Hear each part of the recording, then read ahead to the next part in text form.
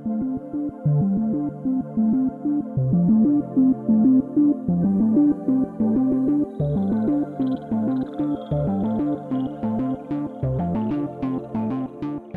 generators and generator coroutines just unnecessary complexity whose sole purpose is to frustrate and irritate our coworkers?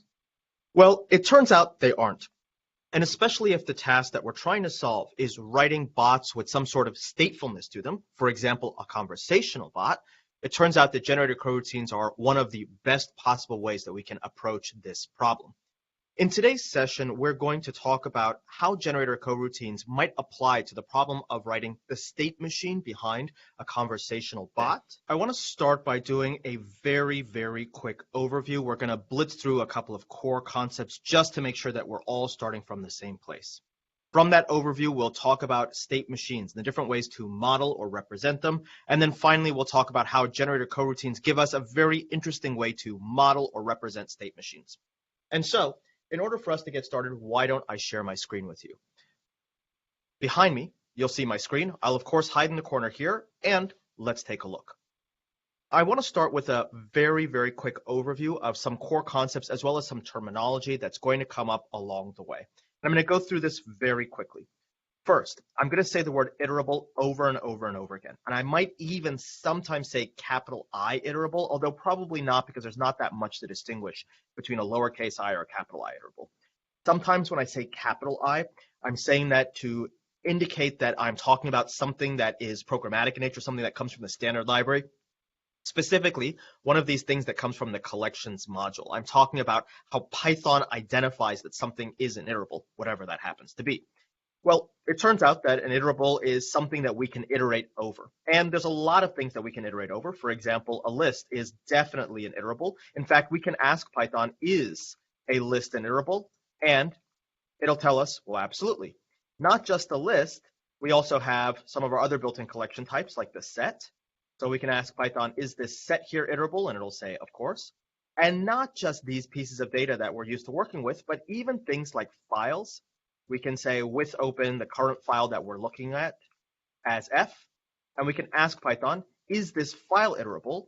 It absolutely is. And if we iterate over it, we get the lines in the file. So when we talk about iterables, all we're talking about is some data that is broken down into small pieces, and you can iterate over all those pieces. Now, sometimes when we talk about iterables, we also want to distinguish between concrete and non-concrete iterables. That is to say, iterables where all of the data that we're iterating over is resident in memory at one point in time. And for our first couple of examples, that's pretty straightforward. A list, all the data is right there in memory at one point in time. For a set as well, all that information is there in memory, but we have other things that we can iterate over, like a range object. But we could say that a range object is non-concrete.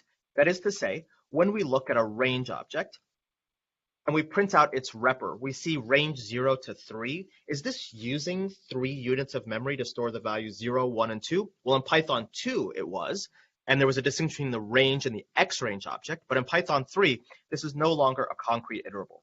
And so I can ask for the range up to an enormous number, a number that is much larger than I have memory in order to store. And this range object represents this abstract notion of something that I can iterate over that will give me the numbers from 0 up to, but not including, this enormous upper bound, but without making use of memory, without having to concretize, without having to have all of these values resident in memory at the same time.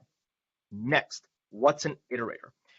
Very easy for us to confuse iterable and iterator, but the idea of an iterator is quite simple.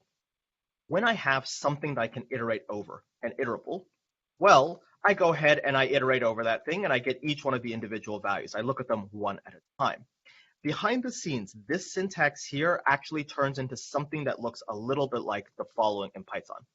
I first ask this data for an iterator, and then in a loop, I try to get the next value out of this iterator, and I do something with it, for example, print it, and I try this because there may be no values left, there may be a stop iteration raised, in which case I'll break out of this loop. And so these two blocks of code do roughly the same thing. And behind the scenes, the bytecode for these two lines here more or less corresponds to the bytecode for these couple of lines. In general, when we think about an iterator, we should think about an iterator being something that's built on top of an iterable. In other words, an iterable is some data that has been structured. It's something that you can break down into parts and look at each individual parts. Whereas an iterator is an iterable, that same data we talked about, and some state. So here I should say an iterable and some state. And that state is as simple as where you last left off. In other words, if I take something that I can iterate over, an iterable, and I ask it, what is your next element? This is a nonsensical question in Python. This question has no answer. In fact, I get a type error when I run this code. It has no answer because, well, the next starting from where? Starting from the beginning, starting from the end. And if I called next a couple of times in a row, how does this next know that we've already seen some values? Well, that would have to be stored somewhere. We'd have to keep track of, oh, we've seen the 0th value, so the next one will be the first value. We've seen the first value, so the next one will be the second value. And fundamentally, we cannot store that together with the data because if we were looking at this piece of data in, say, multiple execution units, like multiple threads, they would start to interact. If we were looping over the same data in two places, well, as this advanced, it would store what the last item it looked at on the data itself, and then this thread over here would be effective. And so in Python, we create one level of indirection between the underlying data and the data plus the state. And that's all that happens when you call this iter method.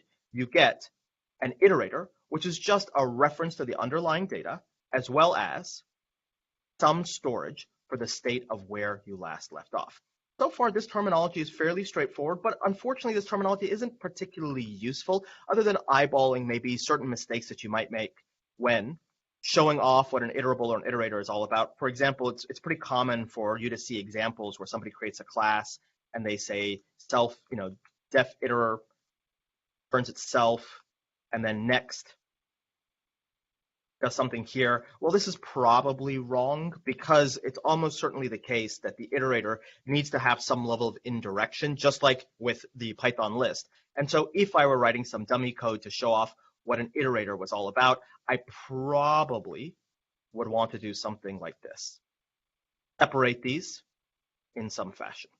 And when we think about things like generators, we actually see this separation between the generator and the generator instance in our common parlance. Now, of course, for the iterator itself, it's very likely that it will return self when you call iter on it, in part because if we have some iterable and we call iter on this thing, and we call iter on the thing that that gives, and we do this over and over and over again, well, what we should see is this is actually the same as that xi, that original xi. That is to say, once you get that iterator, once you get the data combined with the state, if you ask for an iterator on that again, it's just going to give itself back.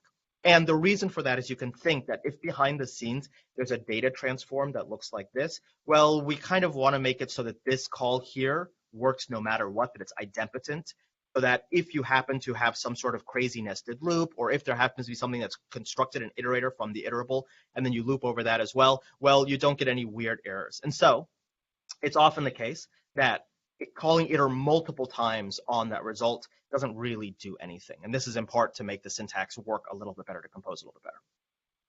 When we have an iterator, it may be for an iterable that is non-concrete. That is to say, if we have, for example, this range object, well, if we create an iter off of this, an iterator for this, here we'll call this ri, then we should have not just the numbers from 0 to 10, but the numbers from 0 to 10, and also tracking what was the last number we saw.